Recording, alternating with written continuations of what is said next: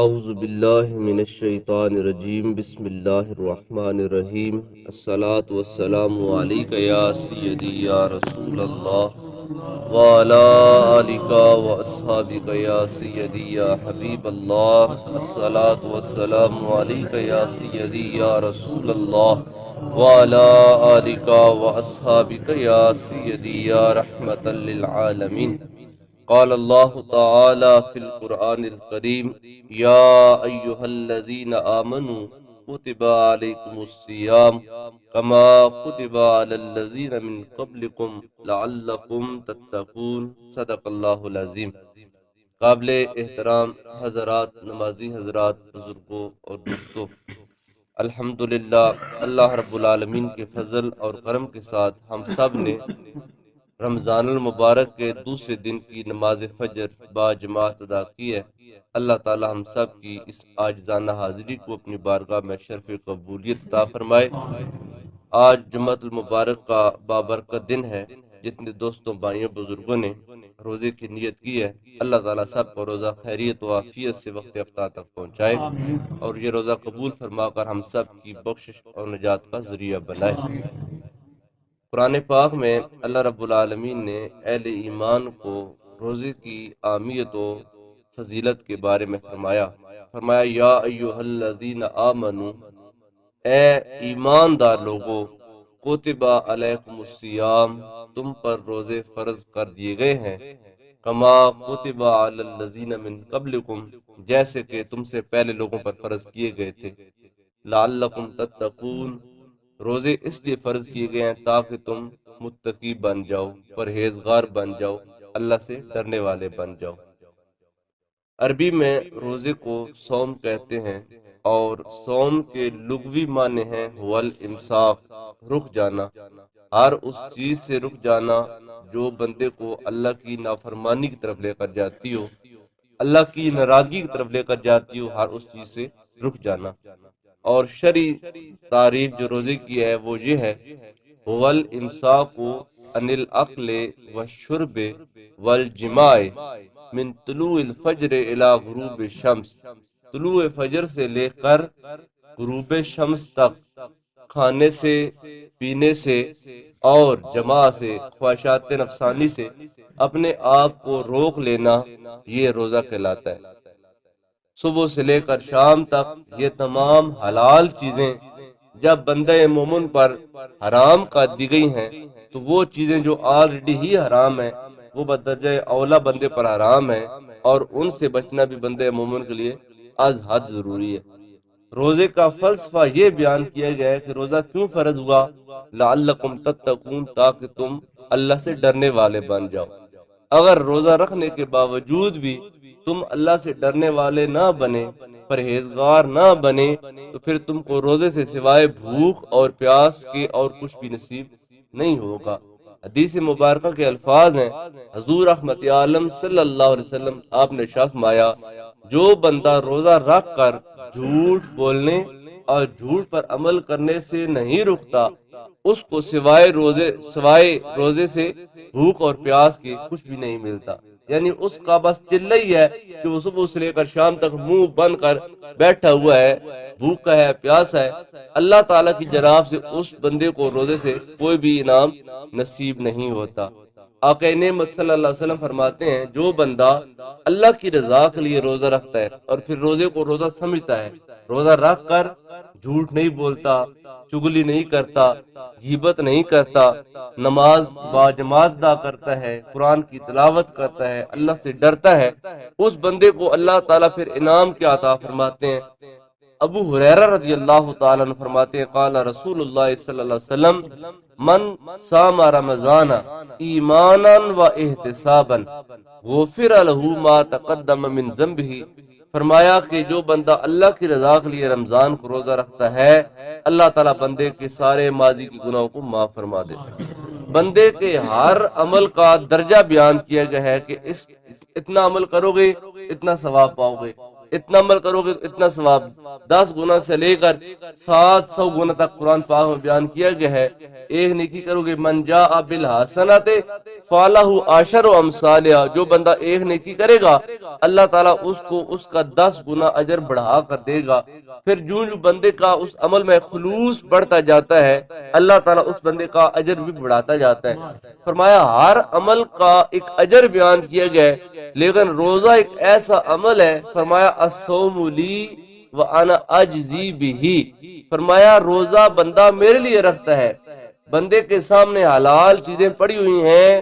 سب کچھ موجود ہے، لیکن وہ صرف اس لیے ان حلال چیزوں کو ہاتھ نہیں لگاتا کہ میں روزے سے ہوں اور میں اللہ سے ڈرنے والا ہوں۔ روزہ رکھنے کا مقصد یہی ہے لعلکم تتقون، لہذا میں ان حلال چیزوں سے اپنے آپ کو دور رکھوں گا اور بدرجہ اولا حرام چیزوں سے اپنے آپ کو دور رکھوں گا۔ جب بندے نے میری رضا کے لیے اتنا کچھ برداشت کر لیا، فرمایا جب بندہ روزہ رکھتا ہے تو میں اللہ ہی اس بندے کو روزے کی جزا عطا کرتا ہوں، فرمایا میں اس کی جزا دیتا ہوں۔ جب اللہ تعالیٰ کا بندہ کوئی نیکی کا کام کرتا ہے تو یہ جو ہمارے کاندھوں پر فرشتے مامور ہیں وہ جانتے ہیں کہ اس بندے کو اب کتنا اجر دیا جا رہا ہے یا کتنا گناہ دیا جا رہا ہے۔ فرمایا لیکن روزہ دار جب روزہ رکھتا ہے تو ان فرشتوں کو بھی نہیں معلوم کہ اللہ نے اس بندے کو روزے کا کتنا انعام عطا فرمایا ہے۔ اس قدر ثواب زیادہ ہے رمضان المبارک کے روزے کا۔ آقا کریم صلی اللہ علیہ وسلم آپ نے فرمایا اگر میری امت کو معلوم ہوتا کہ رمضان میں کیا ہے تو وہ یہ بندے تمنا کرتے کہ کاش پورا سال ہی رمضان رہتا، یعنی کہ رمضان کی اتنی فضیلت ہے، اس قدر اللہ تعالیٰ کے محبوب نے رمضان کو یعنی کہ اہمیت سے بیان کیا۔ فرمایا وہ بندہ اس کی ناک خاک آلود ہو، ناک خاک آلود ہونے کا مطلب یہ ہے کہ وہ بندہ تباہ و برباد ہو جائے جس بندے کی زندگی میں رمضان کا مہینہ آیا اور وہ بندہ رمضان میں اللہ کو راضی کر کے جنت کا مستحق نہیں بن سکا۔ وہ بدبخت ترین انسان ہے جس کے زندگی میں رمضان آیا اور اس بندے نے رمضان کی عزت نہ کی۔ فمن شاہد منکم الشہر فلیصمہ، قرآن کہتا ہے پس تم میں سے جو عاقل ہے، بالغ ہے، مسلمان ہے، جس میں یہ شرطیں پائی جائیں وہ عقل مند بھی ہو بالغ بھی ہو۔ عقل مند کہہ کر مجنون کو نکال دیا، پاگل کو نکال دیا، بالغ کہہ کر نابالغ کو نکال دیا، مسلمان کہہ کر غیر مسلم کو نکال دیا۔ پس جو بندہ عقل مند ہے، بالغ ہے اور مسلمان ہے، اس کی زندگی میں جب رمضان کا مہینہ آئے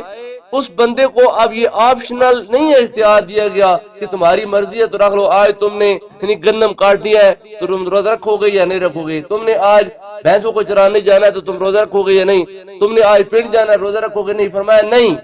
جس بندی کی زندگی میں رمضان کا مہینہ آئے فمن شاہد منکم الشہر، پس جو بھی تم میں سے رمضان کا مہینہ پائے فلیصمہ،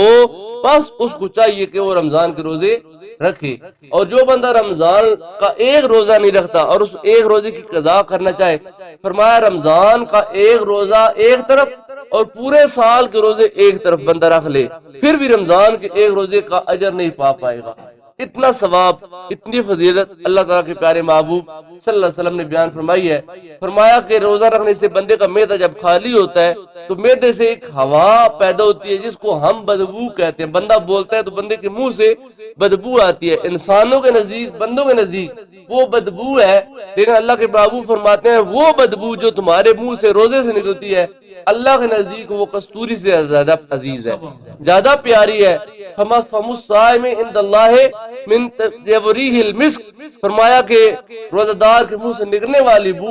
اللہ کے نزدیک مسک، مشک اور خوشبو اور کستوری سے زیادہ معزز اور زیادہ پیاری ہے۔ اس لیے میرے پیارے بھائیوں، بزرگوں اور دوستوں، یہ ہماری خوش نصیبی ہے اور یہ ہماری سعادت مندی ہے کہ اللہ تعالیٰ نے ہم کو زندگی میں ایک بار پھر رمضان کا مہینہ عطا فرمایا ہے۔ جتنے بھی عاقل ہو، بالغ ہو اور مسلمان ہو، اس چیز کو اختیاری عمل نہ سمجھو بلکہ اللہ کی طرف سے یہ چیز عائد کی گئی ہے۔ جس طرح دن رات کے 24 گھنٹوں میں 5 بار 5 نمازیں فرض ہیں،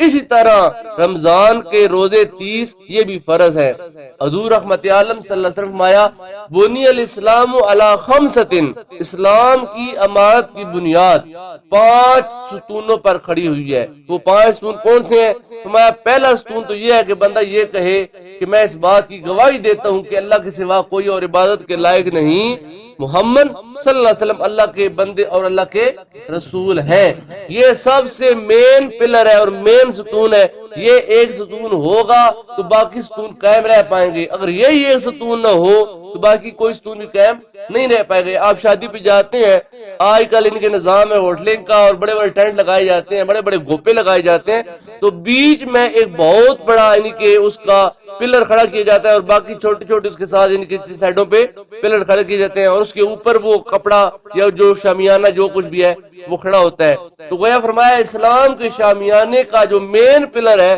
وہ کلمہ ہے۔ اس بات کی گواہی دینا کہ میں گواہی دیتا ہوں کہ اللہ کے سوا کوئی عبادت کے لائق نہیں ہے اور حضرت محمد صلی اللہ علیہ وسلم اللہ کے رسول ہے۔ اس کے بعد نماز قائم کرنا، زکوٰۃ دینا، رمضان کے روزے رکھنا، اور اگر اللہ تعالیٰ نے استطاعت دی ہے تو پھر اللہ کی گھر کا حج کرنا۔ یہ 5 چیزیں، کلمہ، نماز، روزہ، حج اور زکوٰۃ، یہ 5 چیزیں اسلام کی عمارت ہے۔ حضور رحمت عالم فرماتے ہیں جس نے ان میں سے کسی ایک کو چھوڑ دیا، نماز کو چھوڑا تو گویا اس نے جب وہ اسلام کی عمارت کا ایک پلر گرا دیا، جس نے روزے کو چھوڑ دیا اس نے اسلام کی عمارت کے ایک پلر کو گرا دیا، اور جس کا پلر گر جاتا ہے اس کی عمارت بھی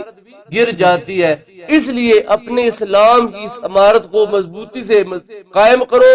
اس کا خیال رکھو، اور یہی اسلام ہمارا دنیا میں اور آخرت میں کامیابی کا ضامن ہے۔ لہٰذا اللہ تعالیٰ نے ہم کو دن کے 24 گھنٹوں میں 5 بار اللہ اپنے حضور بلانے کا حکم دیا، فرمایا کہ ان الصلاۃ کانت علی المؤمنین کتابا موقوتا، نماز وقت مقرر پر اہل ایمان پر لازم ہے، فرض ہے۔ اس طرح فرمایا یا ایھا الذین آمنوا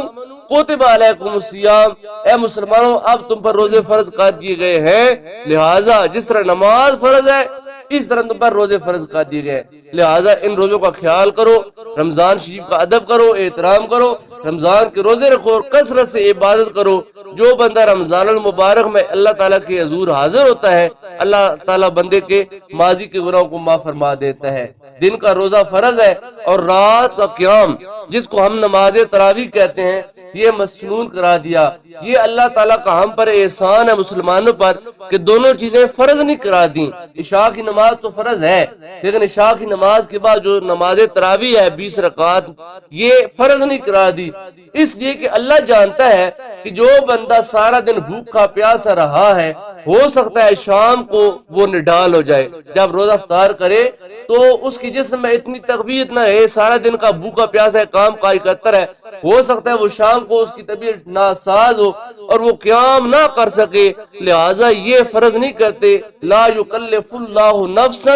الا وسعها، ہم بندے پر اتنا ہی بوجھ ڈالتے ہیں جتنا وہ بوجھ اٹھا سکے، جتنا وہ بوجھ اٹھا نہیں پاتا ہم اس چیز کو تکلیف نہیں دیتے ہیں، لہذا رات کا قیام جو ہے سنت ہے اور دن کا روزہ فرض قرار دیا۔ لیکن جیسے دن کے روزے کا اجر بیان کیا کہ من صام رمضان ایمانا و احتسابا غفر لہ ما تقدم من ذنبہ، سیم یہی الفاظ اللہ کے محبوب نے رات کے قیام کا اجر بیان کرتے ہوئے کہا من قام رمضان ایمانا و احتسابا غفر لہ ما تقدم من ذنبہ، جو بندہ رات کو نماز تراویح اللہ کی رضا کے لیے ادا کرتا ہے اللہ اس بندے کے گناہوں کو معاف فرما دیتا ہے۔ لہٰذا یہ نیکیوں کا موسم بہار اللہ نے ہم کو زندگی میں عطا فرمایا، اس کی قدر کرو۔ مبارک اہل ایمان کو کہ پھر ماہ سیام آیا، اللہ پاک ہم سب کو اس کی قدر و منزلت کو پہچاننے کی توفیق عطا فرمائے، اور اس ماہ مبارک میں جتنا نیکی کرنے کا ثواب زیادہ ہے اتنا گناہ کرنے کا وبال بھی زیادہ ہے۔ ایک نیکی کرو گے کئی گنا بڑھا کر ثواب ملے گا، نفل پڑھو گے فرض کا ثواب ملے گا، فرض پڑھو گے تو اس کو 70 فرضوں کا ثواب دیا جائے گا، عمرہ کرو گے تو حج کا ثواب پاؤ گے، ایک طواف 70 طواف کے برابر ہے تو ایک گناہ بھی 70 گناہوں کے برابر ہے، لہٰذا اگر نیکی نہیں کر پاتے تو کم از کم گناہ سے اپنے آپ کو دور رکھو، غیبت نہ کرو، چوری نہ کرو، جھوٹ نہ بولو، کسی کے بارے میں بدخوئی نہ کرو، بد کلامی نہ کرو، اور کسی کے بارے میں برا نہ سوچو۔ روزہ صرف بھوکے پیاس رہنے کا نہیں ہے بلکہ وجود کے ایک ایک عضو کا روزہ ہوتا ہے۔ آنکھ برا دیکھے نہیں، زبان برا بولے نہیں، پاؤں برا چلے نہیں، ہاتھ برا پکڑے نہیں، ذہن برا سوچے نہیں۔ بندہ تب ہی متقین میں آتا ہے جب یہ تمام چیزیں انسان اپنے قابو میں رکھے، نہ دماغ کو برا سوچنے دے، نہ زبان کو برا بولنے دے، کسی کی غیبت نہیں کرنی، جھوٹ نہیں بولنا، اور اگر تم کو کوئی برا بھلا کہتا ہے، حضور پاک فرماتے ہیں حدیث مبارکہ میں آتا ہے، اگر وہ تم کو برا بھلا کہتا ہے، گالی گلوچ کرتا ہے، مارتا پیٹتا ہے، تو تم آگے سے کہہ دو میں روزے سے ہوں، بس جب تم اتنا کہہ دو گے تو اللہ اور اللہ کے فرشتے تمہاری طرف سے خود اس کو جواب دے پڑ لیں گے، اس کے ساتھ اللہ پاک خود ہی نبڑ لیں گے، لہذا تم اس کو کچھ نہ کہو، بس اتنا کہہ دو بھائی میں روزہ دار ہوں، میں تیرے سے بد کلامی نہیں کروں گا، میں تیرے ساتھ لڑائی جھگڑا نہیں کروں گا۔ جب بندہ ایسا کرتا ہے تب وہ متقین کے زمرے میں آتا ہے اور تب اللہ تعالیٰ کا پیارا بنتا ہے۔ اللہ پاک ہم سب کو سچا اور پکا مسلمان بننے کی توفیق عطا فرمائے۔